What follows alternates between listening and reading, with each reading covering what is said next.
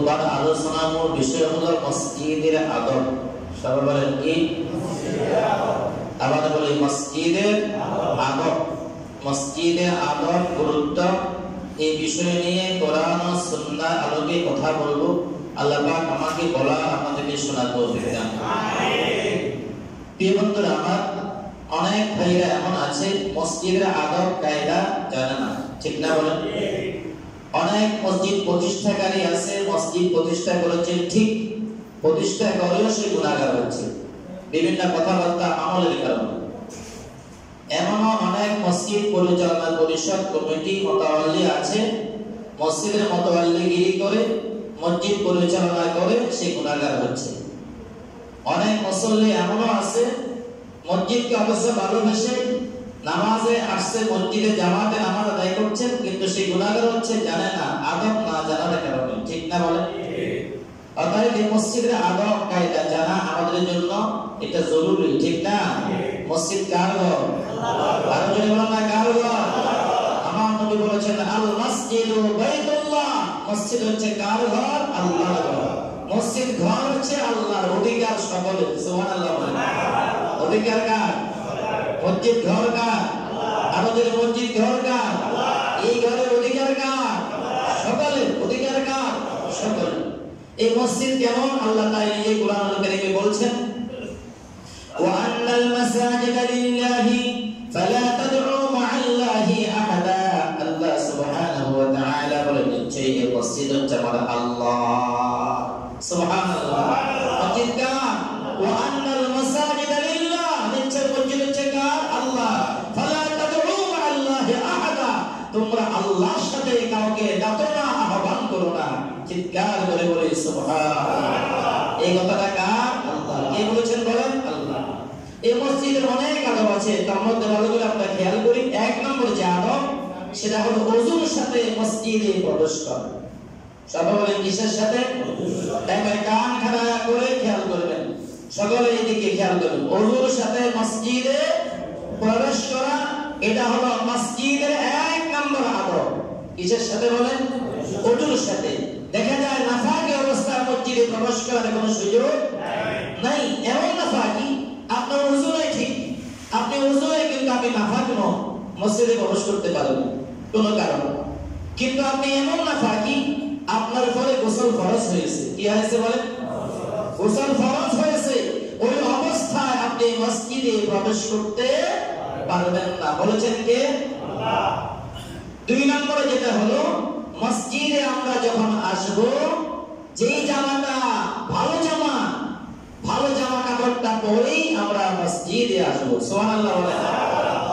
এই জন্য রব্বুল আলামিন কোরআনুল কারীমের মধ্যে বলেন, ইয়া বনি আদম খুযু যিনাতাকুম ইনদা কুল্লি মসজিদ। আল্লাহ বলেন, হে বনি আদম, যখন তোমরা মসজিদে আসবা সুন্দর জামা পরে তোমরা মসজিদে আসো।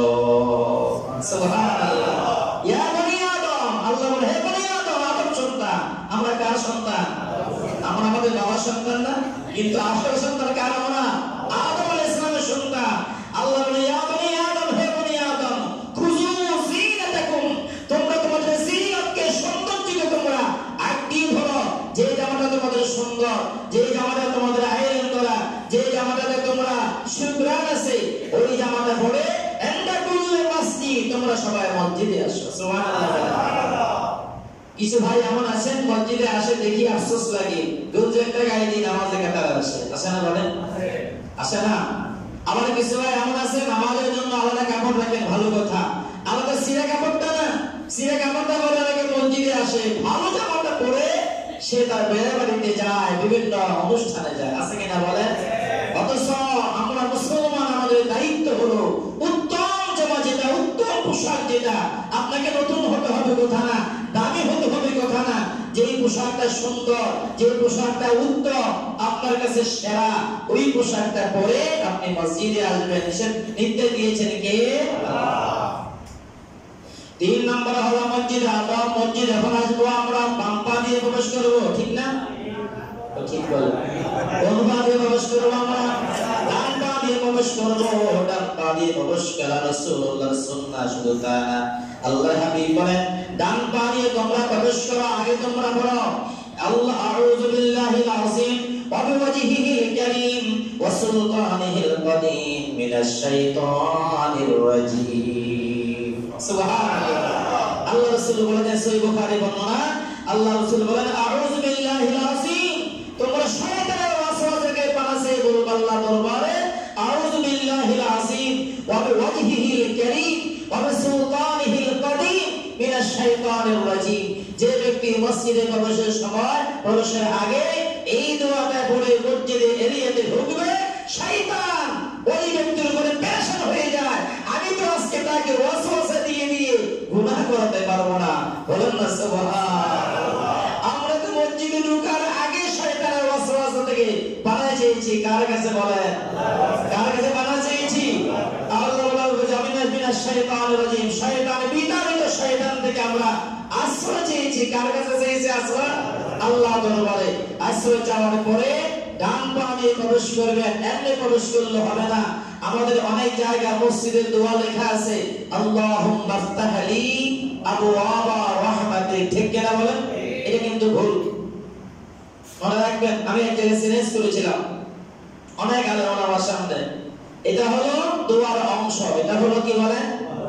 বলেন হাদিসে হলো এই ইজা দাখালা আহাদুকুমুল মাসজিদা ফালইউসাল্লিম আলান নাবিয়্যি ওয়া কুল আল্লাহুম্মা ফতাহলি আবওয়াবা রাহমাতিক। যদি বলেন না সুবহানাল্লাহ। আমার নবী বলেন ইজা দাখালা আহাদুকুমুল মাসজিদা, যখন তোমাদের কেউ মসজিদে প্রবেশ করতে চাইবে ফালইউসাল্লিম আলান নাবিয়্যি, সে যেন আগে নবীকে সালাম দেয়, ওয়া কুল, সে যেন তারপরে বলে আল্লাহুম্মা ফতাহলি আবওয়াবা রাহমাতিক, চিৎকার করে আল্লাহু আকবার বলে। তাহলে আগে নবীকে কি দেব আমরা? বলেন না, শিখিয়েছেন রাসূল করিম সাল্লাল্লাহু আলাইহি ওয়াসাল্লাম। আবু দাউদ শরীফের সরাসরি হাদিস 264 পৃষ্ঠার মধ্যে এসেছে সূরা আবু দাউদের মধ্যে, যে যখন তোমরা মসজিদে প্রবেশ করতে চাইবা ফালইউসাল্লিম আলান নবী, আগে নবীকে কি দাও সালাম, ওয়া কুল, তারপরে বলো আল্লাহুম্মা ফতাহলি আবওয়াবা রাহমাতিক, ও আমার রব তোমার রহমতের দরওয়াজা আমাদের জন্য খুলে দাও। সুবহানাল্লাহ। আল্লাহর কাছে কি বললাম আমরা? আল্লাহ রহমতের দরওয়াজা আমার জন্য কি করে দাও? ইফতাহলি, আমার জন্য খুলে দাও আবওয়াবা রাহমাতিক, তোমার রহমতের দরওয়াজা। আল্লাহুম্মা আমিন বলেন। এই দোয়া করা যাবে কি যাবে না?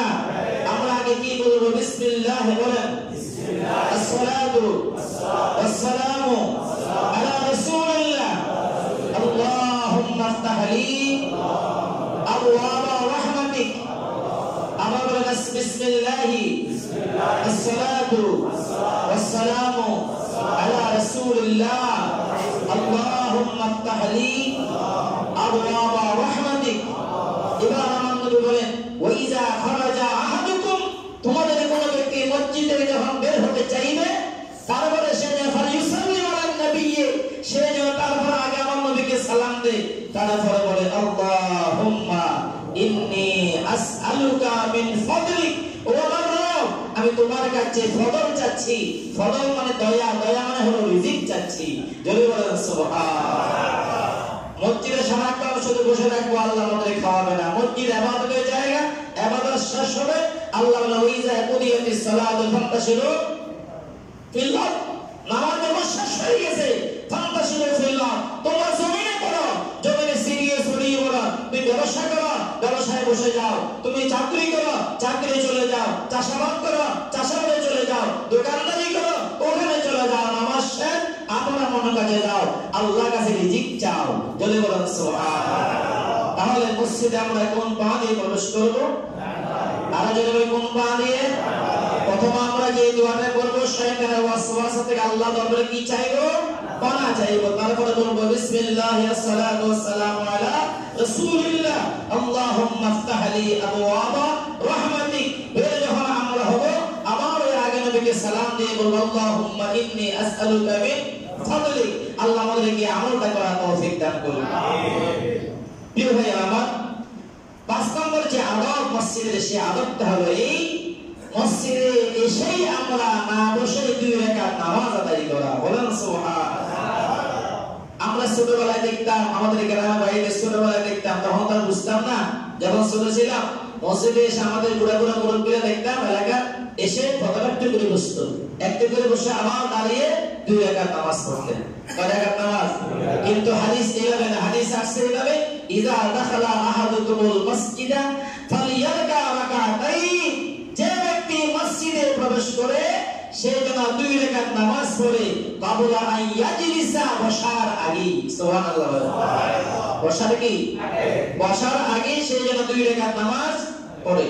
আল্লাহ বিরুদ্ধে একদা মসজিদে খুতবা দিচ্ছেন, হঠাৎ একজন সাহাবী প্রবেশ করে মসজিদের মধ্যে, নামাজ না পড়ে বসে গেলেন। রাসূল বলেন, আমার সাহাবী রে, আগে 2 রাকাত শুকরিয়া আদায় নামাজে পড়ো, তাহিয়াতুল মসজিদ নামাজ পড়ো, নামাজ পড়ে তুমি তারপরে বসে যাও।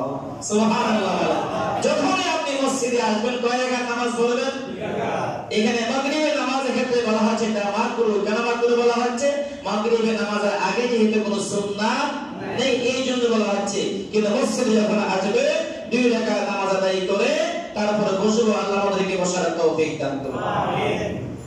মসজিদে যে 6 নম্বর যে আদবটা, মসজিদ কিসের জায়গা? মসজিদ কি খেলার জায়গা? বলেন না। দৌড়াদৌড়ি করার জায়গা? আল্লাহ আমার রাসূল বলেছেন মসজিদ হলো নামাজের জায়গা, মসজিদ হলো কোরআন তেলাওয়াতের জায়গা, মসজিদ হলো এখানে নামাজ আদায়ের জায়গা, আল্লাহর জিকিরের জায়গা। বলেন সুবহানাল্লাহ। বলেন নবী সাল্লাল্লাহু আলাইহি ওয়াসাল্লাম, ইন্নামা হিয়া যিকরুল্লাহ, এই মসজিদ হলো আল্লাহর জিকিরের স্থান, ওয়াস সালাত, নামাজের জায়গা, ওয়া কিরাআতিল কুরআন, কোরআন তেলাওয়াতের জায়গা। আল্লাহর জিকির এবং নামাজ, কোরআন তেলাওয়াতের জায়গা হলো মসজিদ। যদি বলেন সুবহানাল্লাহ। বলেছেন রাসূল কারীম বলেন সাল্লাল্লাহু আলাইহি ওয়াসাল্লাম, এই মসজিদে কখন তৈরি হলো? আল্লাহ মানুষ বানানোর আগে আল্লাহ মসজিদ বানিয়েছেন। বলেন সুবহানাল্লাহ। কখন তৈরি হলো? আল্লাহ নিজেই কোরআনে বলেছেন, ইন্না আউওয়ালা বাইতিন মুদিয়া লিন-নাস, সবার আগে পৃথিবীতে আমি আল্লাহ যখন সামান্য মাটি বানালাম, ওই জায়গায় আমি আল্লাহ একটা ঘর বানিয়েছি, আমি আল্লাহ বান্দার ইবাদতের জন্য। বলেন সুবহানাল্লাহ। ওই ঘরটা কোথায় সেটা আল্লাহ বলেছে, লাল্লাযী বিমাক্কা, ওই ঘরটা হলো মক্কা শহরে। মক্কা মানে হলো মক্কাতুল মুকাররমা। মক্কাতুল কি? মক্কা শরীফের 9টা নাম হাদিস শরীফে আসছে, অনেক জায়গায় 11টা নাম আসছে, তার মধ্যে একটা নাম হলো মক্কা। বলেন নাকি? আরো জোরে।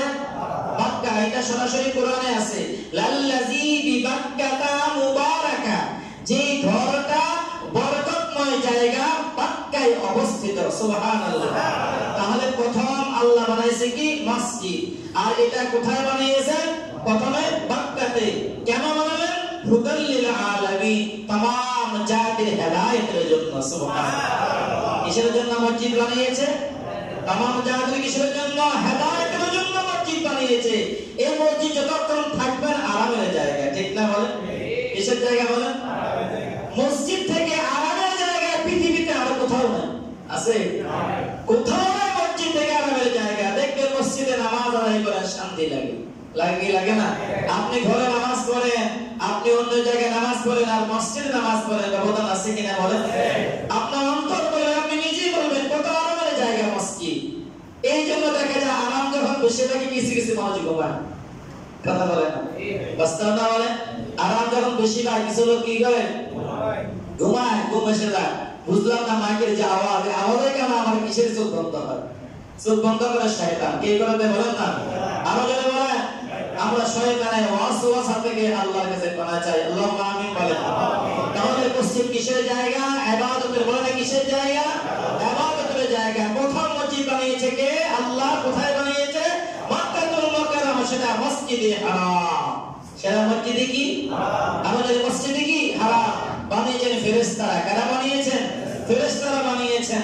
এবং এটা কেন বলেন? হুদাল লিল আলামিন। আল্লাহ বলেছে কোরআনুল কারীমে, আল্লাহ হুদাল লিল আলামিন, तमाम বিশ্ববাসীদের হেদায়েতের জন্য, হেদায়েতের মার্কাজ হিসেবে আমি আল্লাহ এই মসজিদকে নির্মাণ করে দিয়েছি। সুবহানাল্লাহ।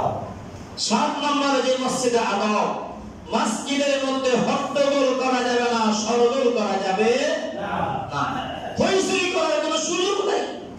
আমার নবী বলেন, কোন কারণে কোন লোক যদি বেশি যার প্রতি আল্লাহ নারাজ হয়েছে, তার কারণে যদি মসজিদে হট্টগোল হয়, গন্ডগোল হতে দেখো, তোমরা না বসে সুবহানাল্লাহ বলেন। এই জন্য হযরত ইমাম হাসান থেকে হাদিস রওয়ায়েত, তিনি বলেন নবীজি ইরশাদ করেছেন, ইয়াতি আলান নাসে জামান, দুনিয়ার জমিনে এমন একটা জামানা আসবে, এমন একটা সময় দুনিয়ার জমিনে আসবে, ইয়াকুনু হাদিসুহুম ফি মাসাজিদিহিম ফি আমরিন দুনিয়াহুম, দুনিয়ার জমিনে মানুষেরা দুনিয়াদারি নিয়ে মসজিদের মধ্যে ঝগড়া ফাসাদ করবে। জোরে জোরে বলেন নাউযুবিল্লাহ। ঝগড়া করে মারামারি করবে, আছে কিনা বলেন? শোনা যায় না, শোনা যায় না মাঝে মাঝে, ওই জায়গায় ঝগড়া হয়েছে, ওই জায়গায় মারামারি হয়েছে, ওই পুরো মসজিদে মারামারি করতে চায়, জাদু করে খোলাল লাগানো, ঠিক কিনা বলেন? জাদু করে খোলাল লাগানো তারাই যায়, জাদু করে আল্লাহ নারাজ হয়েছে তারাই যায়, মসজিদে মারামারি করতে যায়। আর নেককার বান্দা যারা, আল্লাহ ওয়ালা বান্দা যারা, তারা মসজিদে যাবে ইবাদতের নিয়তে। কথা বলেন কিসের নিয়তে যাবে? আর আমার নবী বলে দিলেন, আমার নবী তো জানেন, নবীকে আল্লাহ আগেই জানিয়েছেন কিয়ামত অবধি কি হবে না হবে সব আমার নবীকে জানিয়েছেন কে? আল্লাহ। রাসূল তাই বলেছে, ইয়াতি আলান নাস জামান, মানুষের মাঝে এমন একটা জামানা আসবে, ইয়াকুনু হাদিসুহুম ফি মাসাজিদিহিম ফি আমরি দুনিয়াহুম, দুনিয়াদারি বিভিন্ন ছেড়ে দিয়ে মানুষেরা কি করে মসজিদে ঝগড়া করবে, মানুষের তামাশা করবে। আমার নবী বলেন, ফালা তুজালিসুহুম, তোমরা কিন্তু সেখানে বসিও না। সুবহানাল্লাহ বলেন। ইরশাদ করেছেন রাসূল করিম সাল্লাল্লাহু আলাইহি ওয়াসাল্লাম, ফালা তুজালিসুহুম, তোমরা সেখানে বসো না। আমার নবী আবার বলেছেন, ফালাইসা লিল্লাহি ফীহিম হাজা, যেই লোকগুলো মসজিদের মধ্যে গন্ডগোল করে, তামাশা করে, ভক্তগুলো বাজিয়ে দেয়, ওই তোমাদের নামাজ কালাম কোনো কিছু আল্লাহর জন্য দরকার নাই। জোরে জোরে বলেন নাউযুবিল্লাহ। আমার কথা না, নবীজির কথা। এই হাদিস শরীফটা বাইহাকি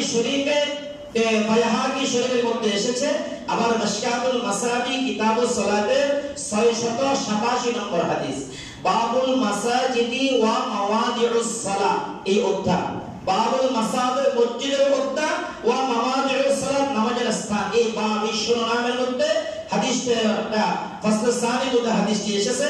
আমার নবী বলেছেন, এমন একটা জামানা আসবে, মসজিদে ফাসাদ হবে, গন্ডগোল হবে, মারামারি করতে চাইবে কিছু খোদার লানত প্রাপ্ত বান্দা, ওরা যখন এগুলা করতে চাইবে, তোমরা তাদের সাথে শরীক শামিল হইও না, সেখানে বসা যাবে না।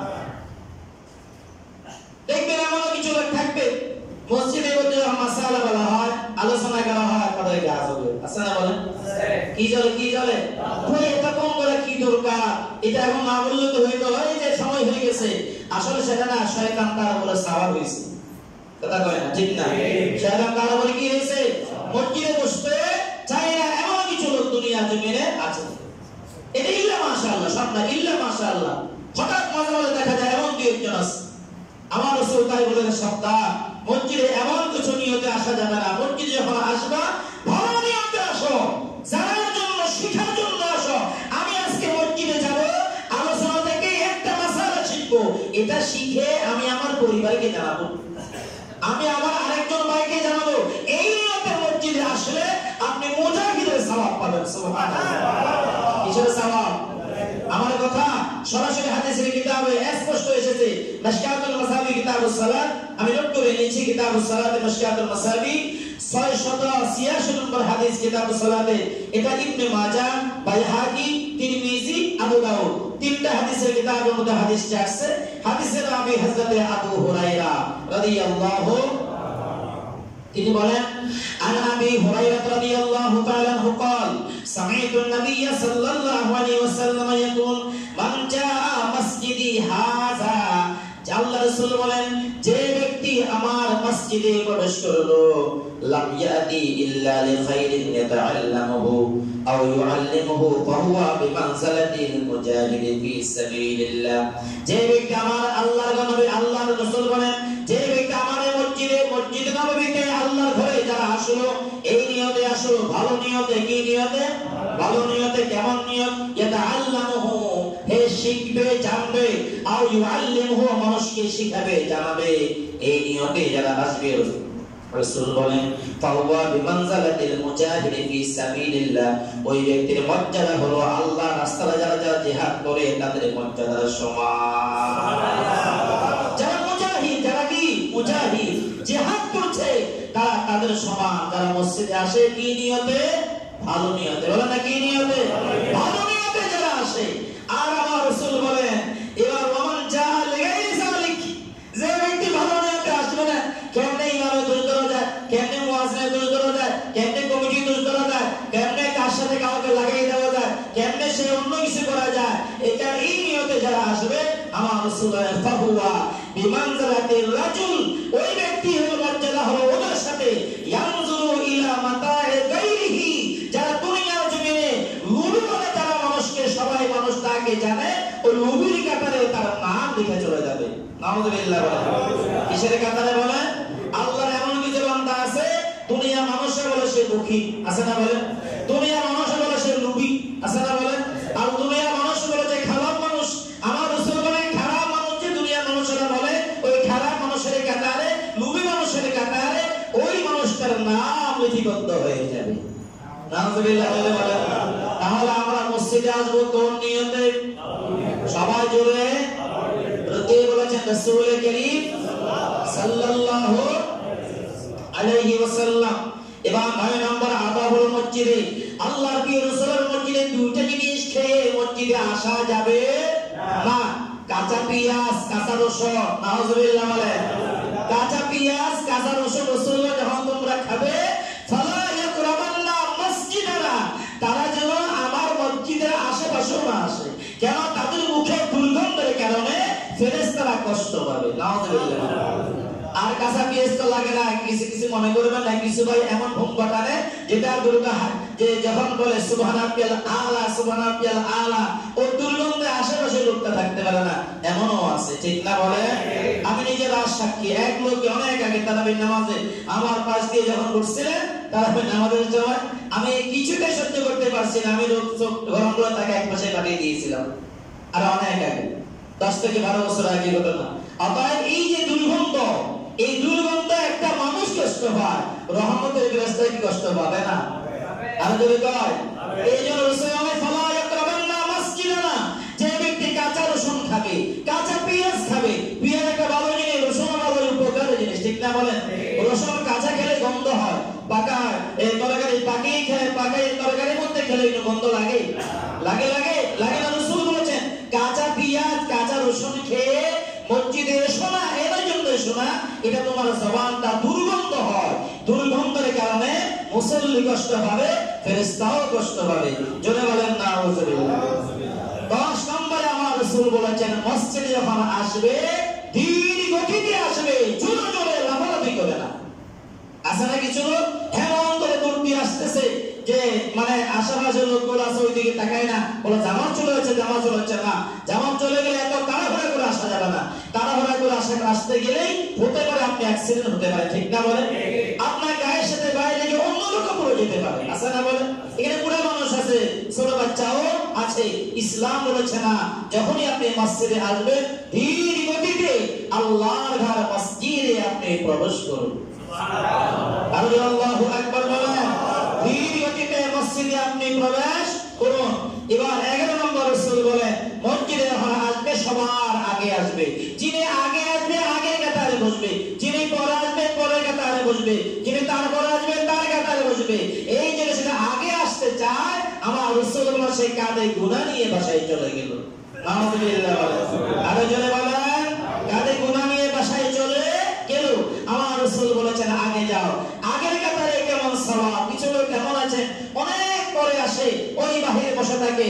আর সবাইকে ডিঙ্গাইয়া দেখা যায় আবার বাহিরে বসে থাকে, সামনে কাতারে আসে না, সামনে কাতারে কি আসে না। আবার কিছু লোক পরে এসে সামনে কাতারে আসে। আমার রাসূল বলেছেন না, তুমি গুনাহগার হয়ে যাবে। এই জন্য হয়ে যাবে যে আমি যদি বলতাম যে মসজিদে আসলে প্রথম কাতারে কেমন সওয়াব, আপনার কাছে হাত পা সব আছে, ওনার কাছে হাত পা নাই, উনি হামাগুড়ি, এটা কি বলে না, হামাগুড়ি, হামাগুড়ি দিয়ে দিয়ে হলে এসে আগের কাতারে এসে বসবে। আল্লাহু আকবার। তার কাছে হাত নাই, তার কাছে পা নাই, সে পা দিয়ে হেঁটে আসতে পারছে না। সে যদি জানতো প্রথম কাতারে কেমন সওয়াব, হাত পা নাই, সে মাজুর মানুষ, হামাগুড়ি দিয়ে হলেও প্রথম কাতারে আসতো। এটার এত ফজিলত, বলেন না সুবহানাল্লাহ। সামনে কাতারে এত বেশি কি ফজিলত। এই জন্য রাসূল করিম সাল্লাল্লাহু আলাইহি ওয়াসাল্লাম ইরশাদ করেছেন, এই কাজগুলো হলো মসজিদের কি আদব। বলেন না মসজিদের কি আদব। আপনি মসজিদে আসলেন এমন ভাবে আপনার কাছে মনে চাচ্ছে আপনি চলে যাবেন আগে, তাহলে আপনি পিছনে দাঁড়ান। দেখা গেল না আগে আসলেন, আবার নামাজ শেষ, সাথে পিছনে অনেক ভাই বাকি নামাজ আদায় করছে, তাদের নামাজের সামনে দিয়ে চলে যায়। আছে কিনা কিছু বলেন? আছে কিনা কিছু বলেন? আমার রাসূল তাকে ধরে রাখো, সে কেন মসজিদে নামাজ ব্যক্তির সামনে দিয়ে হেঁটে যাবে? তাকে এই ক্ষমতা দেওয়া হয় নাই। মসজিদ কার ঘরে বলেন? অধিকার কার? কি আল্লাহ? অধিকার কার? সবার। কিসের অধিকার? হাঙ্গতম্ব করার অধিকার না। আপনি মসজিদে যেখানে মনে চাইবে সেখানে আপনি নামাজ পড়তে পারবেন, কোনো বাধা। এখানে যদি শিক্ষামন্ত্রী আসে, তাকে পিছন থেকে সামনে আনা শরীয়তে নিষেধ। সে যেখানে জায়গা পাবে সেখানে সে বসবে। আল্লাহু আকবার। যেহেতু একজন শিক্ষামন্ত্রীর পাশে, প্রধানমন্ত্রীর পাশে একজন রিকশা ড্রাইভার দাঁড়িয়ে নামাজ পড়ার জন্য সুযোগ দিয়েছে ইসলাম। ঠিক কিনা বলেন? কে দিয়েছে বলেন? এটা কারো কোনো বাবার সম্পত্তি মসজিদ না। হযরত ইমাম আবু ইউসুফ রাহমাতুল্লাহ আলাইহি, নাম শুনেন না আপনারা? ইমাম আবু হানিফা, ইমাম শাফিঈ, ইমাম মালিক, ইমাম আহমদ ইবনে হাম্বল। ইমাম আবু হানিফার প্রধান কাতারের ছাত্র, সামনের দিকে ছাত্র ইমাম আবু ইউসুফ রাহমাতুল্লাহ আলাইহি। উনি ছিলেন জাস্টিস, বিচারক ছিলেন। উনি বড় ধরনের একজন হাদিসের গবেষক ইমাম ছিলেন। বলেন না সুবহানাল্লাহ। উনার সময়ে উনার রাজ্যে যিনি রাষ্ট্রের প্রধান, যিনি রাজা, ওই রাজা তার বউকে তালাক দিয়েছে। তালাক কি দিয়েছে বলে? ওর সাথে তার সাথে ঝগড়া হয়েছে। ঝগড়াটা এমন হলো, তুমি যদি আজকে রাতের ভিতরে আমার রাজ্য ছেড়ে চলে না যাও তাহলে তোমাকে 3 তালাক। কথা বুঝছেন? এই তালাককে বলা হয় তালাকে মুআল্লাক। কি বলা হয়? ঝুলন্ত তালাক।